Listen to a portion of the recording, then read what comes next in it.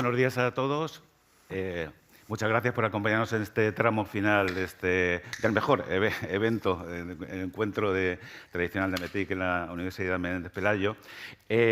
Bueno, voy a comenzar, con permiso de Elena, voy a comenzar con una pregunta. Sí. ¿Qué tienen en común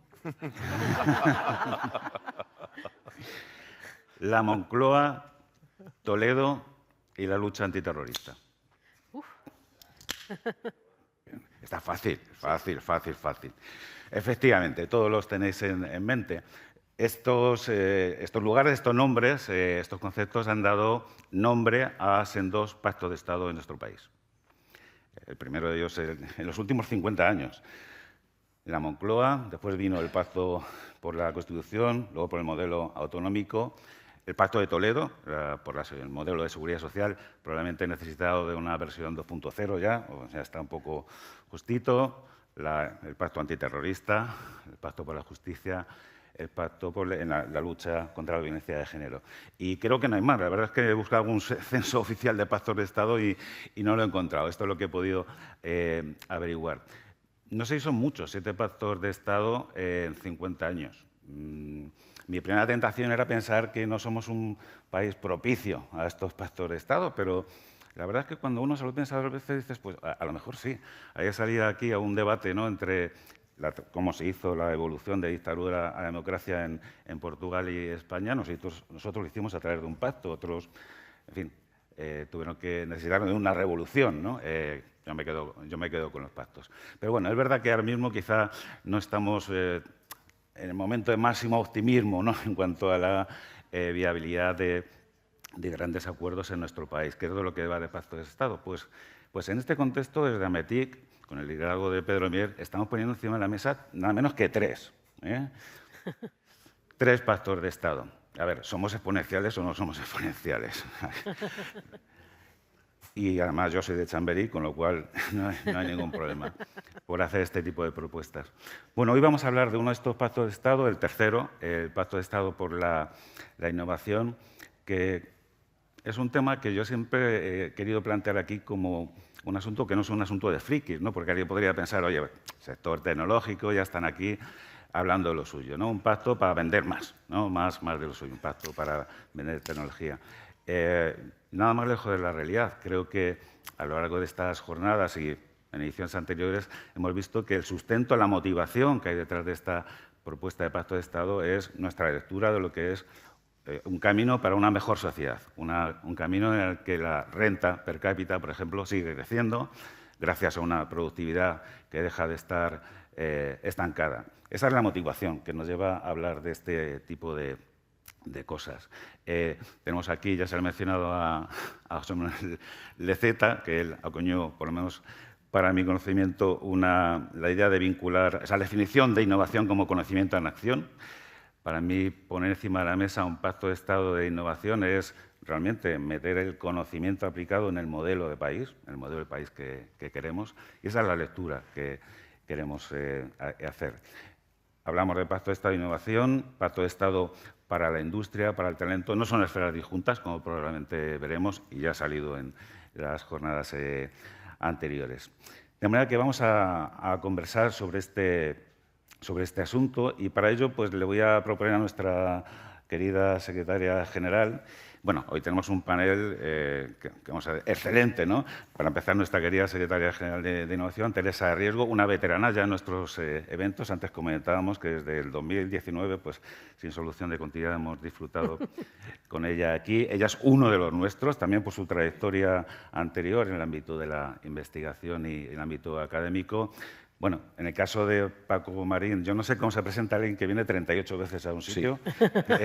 Como el más viejo del sector. O sea, para los nuevos, para que aprendan.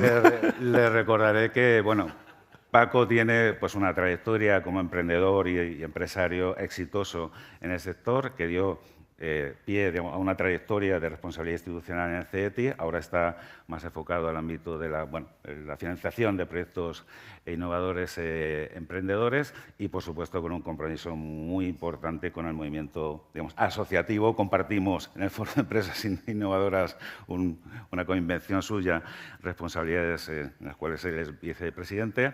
Y desde el Foro de Empresas Innovadoras también nos viene, bueno, pues el fichaje estrella de esta mañana. Ya nos hablará más de Mbappé. A partir de ahora se hablará del fichaje de Marta Gil, directora cooperativa de Estrategia, de Innovación y Sostenibilidad en SACIR.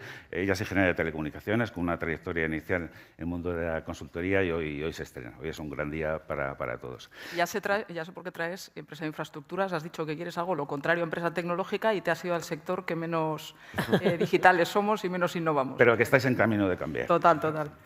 Perfecto. Bueno, pues como decía, y un poquito como telón de fondo a esta conversación, a esta motivación para ese hipotético pacto de Estado que estamos proponiendo, le voy a proponer a Teresa, bueno, que nos diga lo que quiera, por supuesto, pero en particular le sugeriría que nos orientara, que nos diera su lectura, ¿no? De dónde estamos en el país en el ámbito de la innovación, qué cosas se han hecho recientemente bajo su responsabilidad y un poco qué horizonte tenemos y qué cosas debemos hacer. Bueno, pues muchísimas gracias, Luis Fer, y muchas gracias a METIC por invitarme una vez más, porque a mí me encanta empezar el curso académico, que como académica que soy, para mí este es el principio del año, y cuando hago los propósitos y todas esas cosas que hacemos. Y me encanta empezar aquí en Santander y con todos vosotros, que ya tengo muchos y muy buenos amigos aquí. Y además me encanta porque siempre me dais la oportunidad de hablar de algo que me gusta, ¿no? Aquí he venido a hablar incluso de chips, de espacio, hemos hablado de muchas cosas distintas en estos años, y hoy vamos a hablar de innovación y vamos a hablar de consensos, que yo creo que son dos temas que creo que por lo menos a mí me tocan mucho y me interesan enormemente, ¿no? Para empezar, me gustaría, o según lo que me has también sugerido, es que habláramos un poco de cuál es el estado de la innovación en España. Bueno, podemos leer muchas cosas. Se leen a veces incluso palabras fuertes sobre lo mal que estamos en innovación en España, el desastre que es todo aquí, que no funciona nada, y no hay más que ver este foro para saber que eso no es así, ¿vale? Eso no es así. Pero como yo soy de ciencias y soy científica de vocación y de formación, ingeniera, pues en vez de hablar de lo que a mí me parece o de lo que tenemos por ahí, vamos a ir a los números y podemos ir a dónde estamos en los rankings, en los números y todo eso, ¿no? Y los rankings también son, de alguna manera, y los científicos de la innovación, algunos estudiosos de la innovación dicen, los rankings no valen porque son al final elementos agregados. Y es un polinomio, ¿no? Entonces pones un polinomio y depende de si le pones 0,5 a esto o le pones 1,2, pues de repente subes o bajas y esto lo hemos visto en todos estos rankings de una manera muy curiosa, ¿no? Ocurre en los rankings universitarios, en otros tipos de rankings. Entonces, tenemos que ir adentro de los rankings. Ya no vamos a quedarnos fuera, sino en ese puesto 28-29 que estamos en el Global Innovation Index o entre los innovadores moderados que estamos en el European Innovation Scoreboard. Está claro que el que está el primero es bueno, que el que está el último no es tan bueno. Esto sí está claro.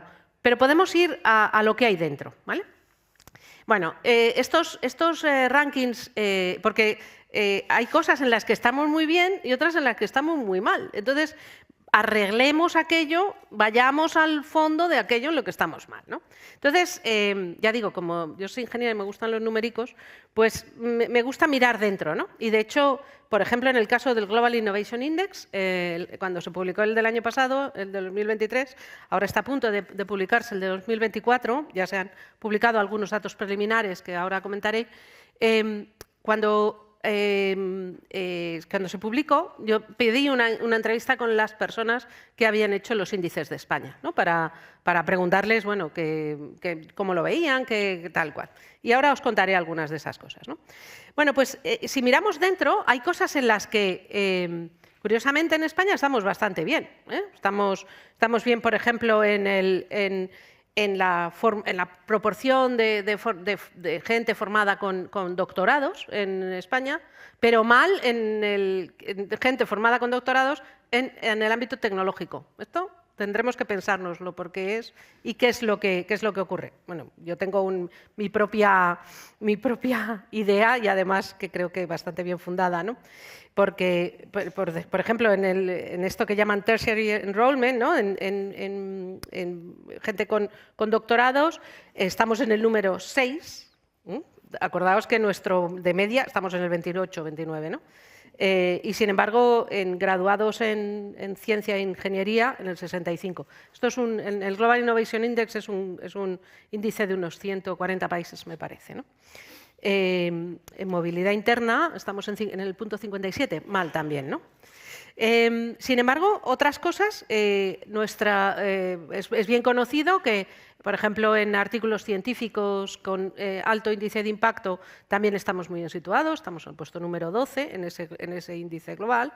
En algunas cuestiones relativas a la creatividad, que está muy relacionada con la innovación, estamos en puestos entre el 5 y el 14, dependiendo de cada uno de los... Pero, curiosamente, y esto fue lo primero que yo pregunté cuando vi los índices de dentro del Global Innovation Index, donde estamos peor, es en una cosa que dice Policies for Doing Business.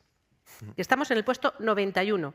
Estamos peor que países africanos en guerra. Entonces, claro, yo digo, ¿esto cómo puede ser? ¿Cómo hay ninguna empresa que hacéis aquí? ¿No? Si esto es el desastre, ¿no? ¿Qué es lo que está pasando? Entonces le pregunté a la señora del Global Innovation Index, oye, ¿cómo hacéis ¿de dónde sale este índice? No, esto es una encuesta que hacemos a algunas de las grandes empresas del país. Claro, yo digo, pues no sé, tendréis que pensarlo, porque claramente ninguna empresa extranjera, ninguna multinacional, se instalaría en España si nosotros estuviéramos en el puesto 91 de 140 países, donde, quiero decir, hay países claramente, que no voy a decir, pero que están claramente peor que nosotros en estos índices de innovación.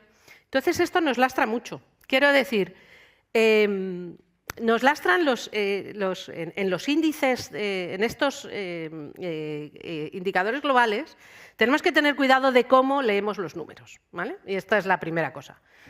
Luego podemos iniciar una discusión sobre si las policies for doing business en España son así de malas o no, podemos mejorarlas. Estoy segura que podemos mejorarlas. Bueno, podemos mirar otros índices, como el European Innovation Scoreboard, que es muy conocido porque tiene colorines, tengo que decir, porque los científicos de la innovación, y seguro que Leceta, que aquí sabe mucho de esto, lo ha leído en 40 sitios, dicen, eso es una porquería. Bueno, de hecho estuvimos en una mesa redonda, Paco, Leceta y yo, con este profesor sueco, ¿no? Y cuando sacamos el European, dijo, atención, esto no sirve para nada, esto no sirve para nada, ¿no? Entonces, es curioso porque, por ejemplo, el European Innovation Index, una de las cosas que no cuantifica son las startups. Hombre, pues a lo mejor le falta algo, ¿no? a ese esto. Entonces, yo no he venido aquí a hacer una crítica con todo esto, pero creo que es importante, ¿no? En algunas cosas, por ejemplo, España está en esos, que considera otras cosas, está bien, ¿no? Por ejemplo, el capital riesgo en España sube respecto de la media de la UE y, por tanto, las policies for doing businesses y el capital riesgo, estos son dos cosas que son bastante incompatibles, ¿no? O sea, hay gente que invierte su capital en España, pero, sin embargo, aquí es peor hacer negocios que en otros países que están en guerra, ¿no? Bueno, por tanto, la situación es, yo creo que además esta mañana también hemos oído hablar de esto, que ha sido una conversación muy interesante. La situación también está en que las empresas son muy pequeñas, esto es un análisis que llevamos oyendo hablar de esto toda la vida, hay muchas empresas muy pequeñas que tienen muy poco músculo para hacer innovación, entonces tenemos que provocarlo de otra manera, etcétera, etcétera, ¿no? Yo diría que también las empresas muy grandes en España también tienen una capacidad tractora menor que en otros países. Y voy a poner un ejemplo. El año pasado, es un ejemplo extremo, el año pasado Dinamarca incrementó su PIB un 2,5% y el 1,3% del incremento viene por el crecimiento de Novo Nordisk, que es pura innovación, pues Novo Nordisk, pura innovación, pura I+D, y claro, es dar con un producto que tiene un impacto en la sociedad enorme. No sabemos cuánto va a durar ni lo que le va a pasar, pero es importante y Dinamarca lidera el European Innovation Scoreboard, por ejemplo. O sea, que cosas que tienen mucho que ver. Pero aquí no tenemos Novo Nordisk. Si aquí tuviéramos Novo Nordisk, igual subíamos 14 puestos y yo, como secretaria general de Innovación, estaba diciendo, es que qué bien lo hemos hecho, es que nos va todo fenomenal. Pero ojo con esto, que hay que tener cuidado con los números.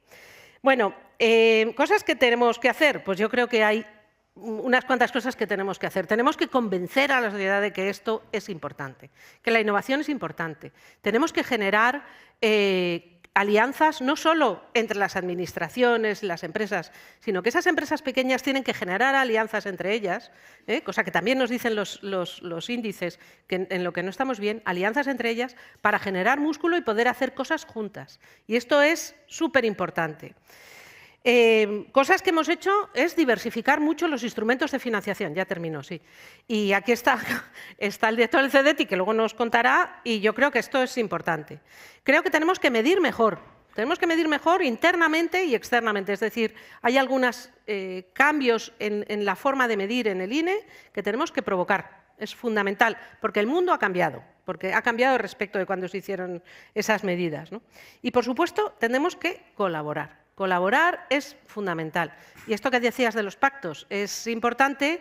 Yo quiero recordar que nosotros hicimos, a lo mejor fue una intentona, no sé cómo llamarlo, que fue el Pacto por la Ciencia y la Innovación que se hizo en la época de Pedro Duque. 2021. 2021. Ese pacto lo firmaron más de 80 instituciones. Entre ellos nosotros. Entre ellos AMETIC, la COE, o sea, yo de todos los que me tocó llamar, creo que hubo 2 que me dijeron que no. Todos los demás me dijeron que sí. Lo firmaron todos los grupos políticos y bueno, ahí está, y vamos a intentar seguir con eso. Pero esto hay que reforzarlo, porque esto creo que no levantó, o sea, no abrió ningún periódico. Y también quiero recordar que, por ejemplo, la reforma de la Ley de la Ciencia, la Tecnología y la Innovación se aprobó en el Congreso de los Diputados sin votos en contra, lo cual cambia mucho respecto de lo que podemos imaginar. Tampoco abrió ningún telediario, eso os lo recuerdo.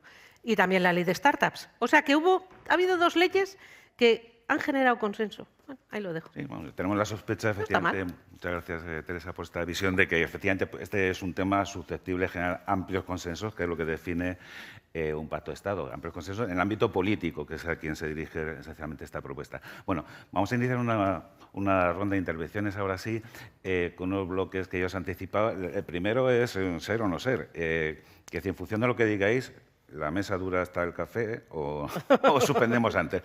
¿Sería necesario y conveniente un pacto de Estado en esta materia? Si concluimos que no, pues nos vamos, devolvemos el dinero a los asistentes. Paco. Mira, yo no creo que sea necesario, es imprescindible.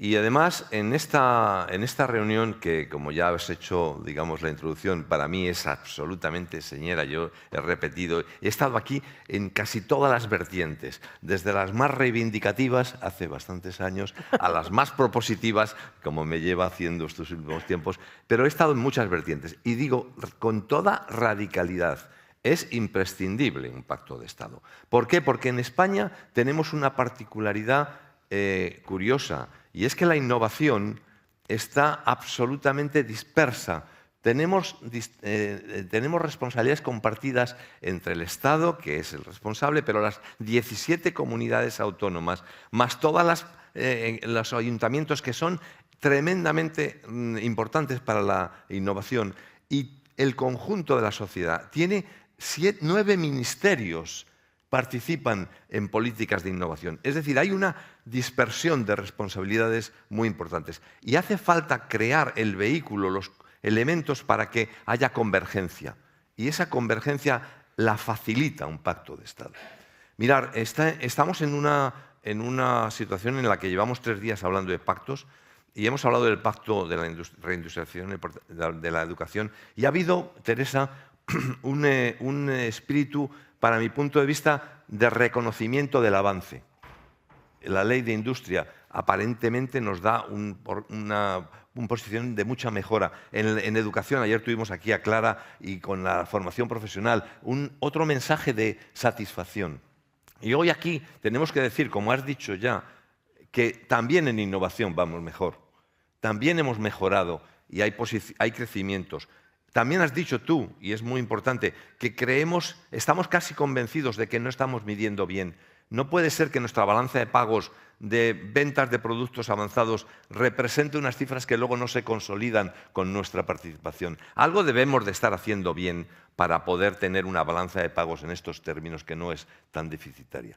Pero dicho todo esto, que en todos los aspectos creo que estamos mejorando, el rol de AMETIC y el rol de este encuentro tiene que seguir siendo de poner el acento en lo que nos falta.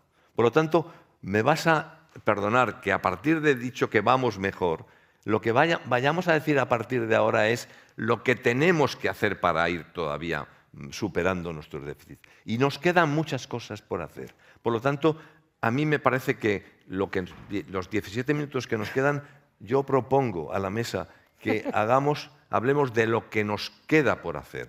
No en ningún ánimo reivindicativo ante el gobierno, porque esto no es un problema de gobierno solo, es un problema de sociedad. Es un problema de sociedad y, por lo tanto, vamos a hablar. Yo, para empezar a disparar eso de lo que nos queda por hacer, creo que voy a lanzar 2 ideas, que no son nada nuevas. Primero, para que innovación mejore, es imprescindible hacer políticas específicas de innovación. Porque hemos confundido muchas veces que la innovación iba a ser mejorada por el mero incremento de las políticas de I+D. Y esa es una equivocación muy radical. La innovación es mucho más plural, mucho más polifacética. Si solo apostamos, como hemos hecho muchas veces en el pasado, a creer que las políticas de I+D nos generarán innovación de una manera automática, haremos un error. Y la segunda gran idea, si hay que hacer políticas específicas de innovación, y el Ministerio sabe, porque lo hemos generado y se lo hemos contado, hemos trabajado en políticas desde AMETIC, desde COE, desde FEI, políticas específicas de innovación. Para que esas políticas tengan alguna oportunidad, hay que poner a la empresa en el centro. Y ese es un cambio absolutamente radical de protagonismo. La empresa, en nuestro esquema de política de I+D+I, no ha sido central, no ha sido nuclear. Ha estado esperando a las consecuencias. Yo creo que esas 2 ideas, hablar de políticas específicas y hablar de empresa en el centro, son el origen de un debate que espero que nos lleve lejos. No está mal para la primera ronda. Marta. No puedo estar más de acuerdo con Paco. Yo creo que desde el ámbito empresarial tenemos por delante unos retos alrededor de la competitividad brutales. Tenemos que, además, hablando en el sentido amplio de la palabra, no solamente gran empresa, me da igual que sea grande, pequeña, de cualquier sector, tenemos unos retos por delante que cada vez son retos más complejos y más cambiantes en el tiempo, muchos retos además comunes a diferentes sectores, con lo cual yo creo que esa colaboración y esa incorporación del sector privado en toda la definición de políticas es fundamental, y además retos que tienen que abordarse en el corto, en el medio y en el largo plazo, no son retos solamente de corto plazo. Y con un enfoque, que estoy totalmente de acuerdo contigo, de cadena de valor, un enfoque transversal. Yo creo, y lo comentaba Teresa antes, tenemos grandes fortalezas en nuestro país, tanto en el sector público como en el sector privado. El sector público es regulador, es financiador, totalmente de acuerdo, yo creo que con Teresa lo he hablado alguna vez, pero tiene una capacidad de tracción en el tejido productivo español brutal. Entonces, lo que tenemos que conseguir es que de entrada el sector público traccione todavía más la innovación y la innovación permee en el corazón de la administración pública porque tiene un efecto incentivador tremendo. Y la empresa en la que yo trabajo es una empresa del sector de las infraestructuras, el 95% de los clientes es administración pública, con lo cual no os podéis imaginar la potencia que tiene como gran contratador de nuestro país. Y por otro lado, en el sector privado y quizá en empresas de cierto tamaño, no solamente pequeñas, pero medianas y grandes, nosotros también tenemos muchísimo efecto tractor con un enfoque de cadena de valor. Somos capaces de atraer y traccionar empresas más pequeñas, generar empleo, incorporar mejores prácticas, ofrecer oportunidades de internacionalización, con lo cual, con esa atracción de sector público y privado, yo creo que es fundamental que esas políticas empiecen a gestionarse colaborando, sector público, privado, academia y sociedad civil, y con un enfoque brutal. Y al final vendrán las políticas, pero con unos objetivos claves desde el principio. Bueno, de alguna manera Marta ha puesto en circulación el tema de la financiación, ¿no? de todo este ámbito. Teresa, antes mencionaba modificaciones de la Ley de la Ciencia que habéis conducido y que de alguna manera establece con amplio apoyo político pues, un horizonte de crecimiento de la financiación pública, un desideratum, ¿no? de horizonte para el crecimiento de la financiación privada, que lógicamente no debe ser allí, pero claro, está el tema de cómo hacemos crecer esto, efectivamente, cómo por una parte, aseguramos el compromiso público con ese crecimiento de la inversión y, por otro lado, se dan las condiciones para que las empresas apostemos hasta los niveles en que deseamos, o sea, necesitamos llegar, ¿no? Por encima de la media. Aquí no nos conformamos con estar en la media de Europa.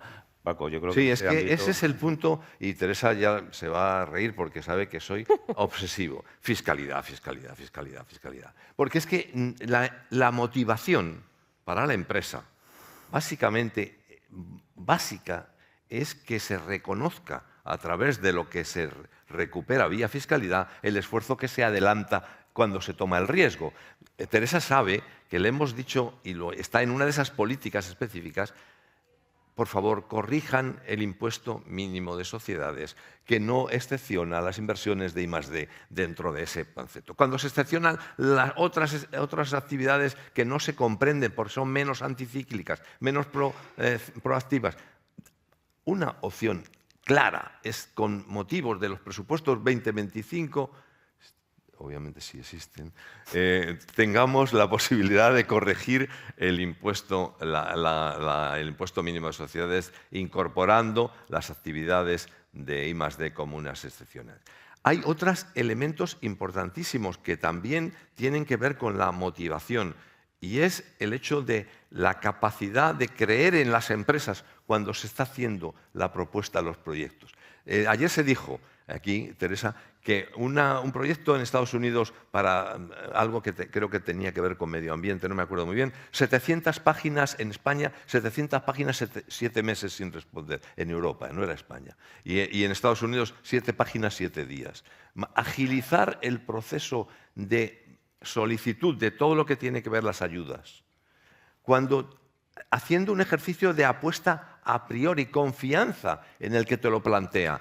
Ya vendrá después el tiempo para hacer una auditoría de lo que ha pasado, pero no podemos tener un freno tan grande al proceso de la innovación empresarial poniéndole tantas dificultades a la hora de presentar los proyectos de ayuda o los proyectos de financiación. Y por tercer punto, no podemos hacer que la Hacienda vaya por libre a la hora de evaluar si es I+D o no es I+D, una cosa que ha autorizado una agencia competente, que ha certificado el CDETI, por ejemplo, haciendo que las cifras de ese proyecto son buenas, y luego viene alguien a decir que eso no está. Vamos a hacer informes motivados vinculantes, ex post, para que lo que diga CDETI de un proyecto vaya a misa. Creo que esas 3 ideas de financiación serían capaces de darle la vuelta a lo que tenemos como barreras objetivas. Un año hemos conseguido tener aquí a un representante del ámbito de Hacienda que siempre son los mencionados, no sé, en este ámbito. Teresa. Bueno, son miles de cosas que han salido aquí. Bueno, si la pregunta es que si me parece que un pacto aporta, ya digo, en 2021 hicimos una primera intentona que generó mucho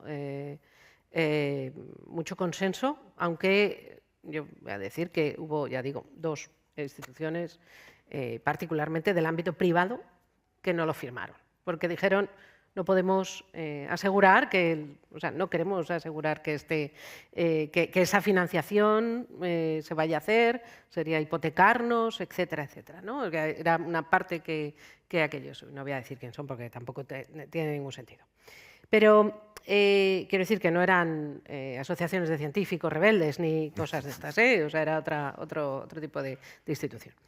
Entonces, yo creo que el consenso es necesario porque necesitamos en estas políticas, y lo hemos visto, lo vemos en dónde estamos ahora, a veces nos tenemos que retrotraer, como ha contado Juan Carlos ahora, en el ámbito del espacio, a los años 80. O sea, es que lo que ocurrió en los años 80 está teniendo repercusión ahora, en las empresas ahora, y sobre todo en algunos sectores, ¿no? Entonces, es muy importante que tengamos continuidad, consenso y todo esto, porque esto, si estamos al final en los avatares, hay algunos temas que a lo mejor pueden tener un efecto de hoy para mañana, pero el tema de la innovación no tiene un efecto de hoy para mañana. Digo, en la sociedad, en la prosperidad del país y en todo eso, esto requiere su tiempo, y estos tiempos pues son los que son, ¿no? Y que son largos en general.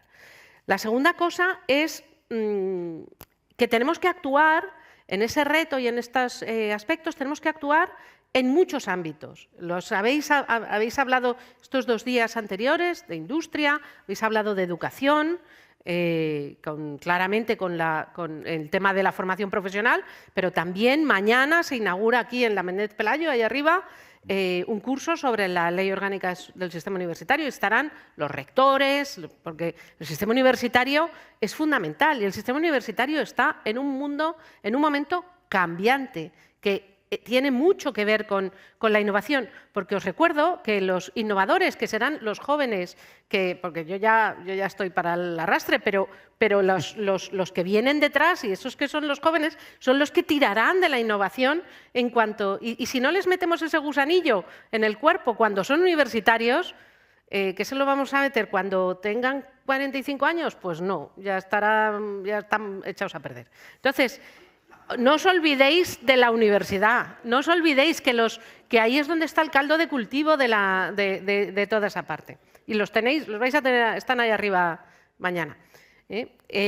Bueno, otra cosa que creo que es importante es la confianza y el poner a la empresa en el centro. Yo creo que eso, bueno, desde luego, por lo que a nosotros nos toca, tanto el director del CDTI como yo creo que a mí a veces en mi gabinete me dicen, ya no puedes recibir a tantas empresas, porque es que tienes una reunión detrás de otra. Y es que tenemos una reunión detrás de otra porque escuchamos y escuchamos para poder tomar decisiones, porque si no, no sabemos lo que podemos hacer, ¿no? Algunas cosas están fuera de nuestro alcance, y Paco lo sabe bien, pero os puedo decir que, por ejemplo, en el ámbito de los informes motivados, nosotros trasegamos 11.000 al año. Nos entran 11.000 al año. Está en un informe que hacemos todos los años sobre los informes motivados. ¿Que es un procedimiento que tiene visos de mejora? Muchos. Y yo los tengo en la cabeza y lo que necesito es un poco de tiempo para ponerlos en marcha y que alguien me deje hacerlo, ¿no? Eso también. Y luego, por otro lado, hay otra parte que sobre los elementos tractores. Es fundamental, efectivamente, que la Administración seamos tractores. Estamos haciendo una cosa que hemos hecho nueva, que es, hemos montado una comisión interministerial para que se consideren, para saber cómo podemos considerar criterios de innovación en las compras públicas. Y no estoy hablando en la compra pública de innovación, estoy hablando en las compras públicas. O sea, cuando se licita un trozo de carretera donde se presenta SACIR, bueno, no sé si en tramo de carretera, pues sabéis que en la Ley de Contratos del Sector Público dice se considerará el coste, eso lo consideran siempre, la sostenibilidad, sí, que si tienes un plan de sostenibilidad, tal cual, tal, y la innovación. Y la innovación es muy difícil de medir en un pliego. Y entonces, lo que estamos haciendo, hemos montado una comisión interministerial en la que estamos todos los ministerios representados y lo que hay ahí sobre todo son personas que son las que están en las mesas de contratación.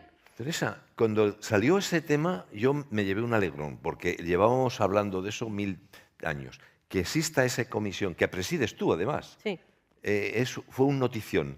La pregunta que cabe hacer es, ¿está funcionando? Bueno, estamos empezando. Es que es muy complejo. Es muy complejo. Estamos empezando. Hemos tenido ya una reunión, hemos montado unos grupos de trabajo, porque ahí hay temas desde la formación de las personas que escriben las licitaciones, porque eso, las dificultades que tenemos en cada uno de los sectores, porque no es lo mismo una carretera que un equipo médico o que una... seguramente hay muchísimas cosas, y luego vamos a montar unos pilotos. Y entonces, bueno, todo esto lo estamos poniendo en marcha y tenemos, bueno, contamos con un colaborador externo que es quizá es un catedrático de Derecho Administrativo que nos está asesorando y que estamos recogiendo también buenas prácticas de comunidades autónomas, de otros países y esperamos servir de guía, porque no vamos a obligar a nadie a hacer las cosas así. Pero por alusiones, carreteras.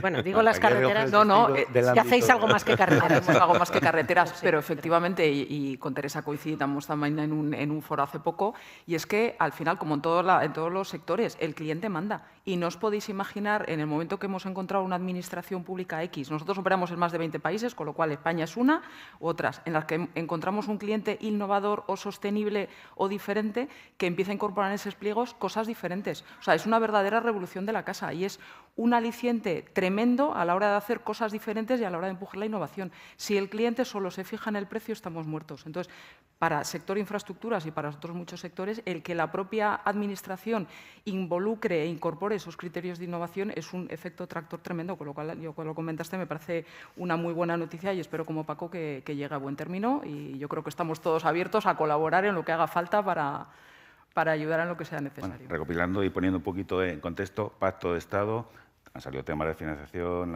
por supuesto la fiscalidad, la compra pública, todo esto, claro, soportado por un entramado legislativo y normativo que es el ámbito, en fin, donde lógicamente la esfera política puede hacer posible las cosas. Yo os propondría, en esta ronda final que nos queda, hablar de un capítulo que nos ha salido y es la gobernanza del sistema. Es decir, al final queremos llevar al país una dirección, de esto va a gobernar, en sentido amplio.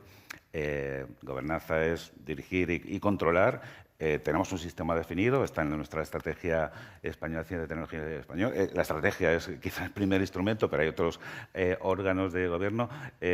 Paco, nosotros estamos proponiendo aquí hacer cosas también. Nosotros estamos proponiendo desde AMETIC que haya una autoridad nacional para la innovación y el emprendimiento que sea, digamos, el piloto de esa diversidad que hemos dicho antes.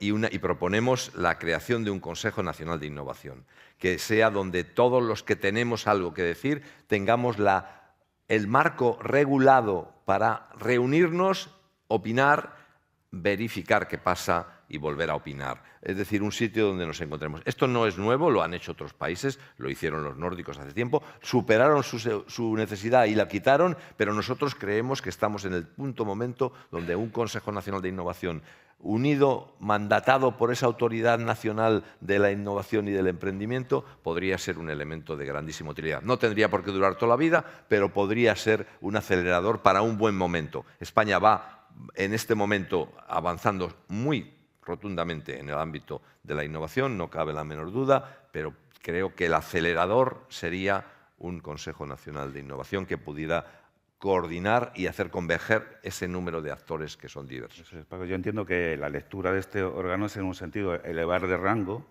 Sí. la innovación, conseguir transversalidad y conseguir que quizá una mayor participación del ámbito privado. No sé, Marta, ¿cómo lees este ámbito de la Yo creo que es totalmente fundamental la transversalidad, lo hemos dicho desde el principio, sector público, por supuesto, pero tiene que estar sector privado y además representado en todos los sectores y tamaños, incorporar la academia, que es fundamental, yo creo que el reto es totalmente transversal, y la sociedad civil, y tiene que haber una colaboración, y yo creo que lo que tenemos que conseguir es que ese pacto sea un pacto de todos, no sea un pacto de un gobierno, de un partido, sino que lo sintamos de todos, y será una buena forma de sentar una base estable, que sea sólida y que nos permita traccionar, porque como decía decía Teresa, la innovación no es de hoy y mañana. Tiene que ser hoy, de mañana y de pasado mañana. Y que de alguna forma sea la hoja de ruta. Y muy importante también medir. Yo creo que está muy bien hacer el plan será estupendo, pero luego que hay que hacer un control y un seguimiento de cuál es el impacto que se están teniendo cada una de las medidas. Y si no tiene el éxito esperado, pues ajustar, como todo en la vida. Pero totalmente de acuerdo. Teresa, si quieres una intervención final. Sí. Bueno, sobre la gobernanza, efectivamente, bueno, a mí me gustaría que hubiese un Consejo Nacional de Innovación, pero no sé si lo puedo decir. Bueno, no, a ver si la voy a liar. Bueno, que luego viene mi jefa y bueno, perdonad por la tontería. Bueno, yo creo que poner la innovación en el centro es muy importante. Antes Paco ha mencionado una cosa, ¿no? Y es que no sé cuántos ministerios hay, 9 ministerios, y va a aparecer uno nuevo, me parece, la semana que viene. Hay una subdirección o una dirección de innovación. A mí me parece muy positivo, perdonadme. Luego estamos coordinados, os creéis que no, pero aquí tenemos reuniones y comisiones para todo, ¿no? Y tenemos una comisión, que es una comisión de seguimiento del Plan Estatal de Ciencia, Tecnología e Innovación, que es lo que aúna las actividades de ciencia e innovación en la Administración General del Estado. Quiero decir que tenemos esa comisión y lo que aúna todas las actividades es el Plan Estatal, que es reciente, es de este año, es muy nuevo, hay un montón de cosas chulas y yo creo que estamos bien coordinados. Esa gobernanza es fundamental. Es fundamental. Y además, nosotros tenemos un elemento que es el Consejo Asesor de Ciencia, Tecnología e Innovación del Ministerio, que se reúne muy habitualmente y Paco forma parte de él. No sé, creo que hay más gente aquí por aquí. Y ahí están empresas, administraciones, científicos, ahí hay de todo y cada vez además es más abierto y más variado, diría yo. Y nos hacen recomendaciones, por eso es un consejo asesor. Y esa gobernanza también externa es muy, muy importante. De acuerdo, pues tenemos que dejarlo aquí. Bueno, está claro que había partido, sí, pero hay que cumplir con el horario. En todo caso, bueno, creo que estamos hablando de algo importante, realmente hacer de conocimiento parte del proyecto estructural de nuestro país y Ametic seguirá apostando por ello. Quiero agradecer a los ponentes vuestras aportaciones a este tema. Muchas gracias. Un fuerte aplauso para ellos.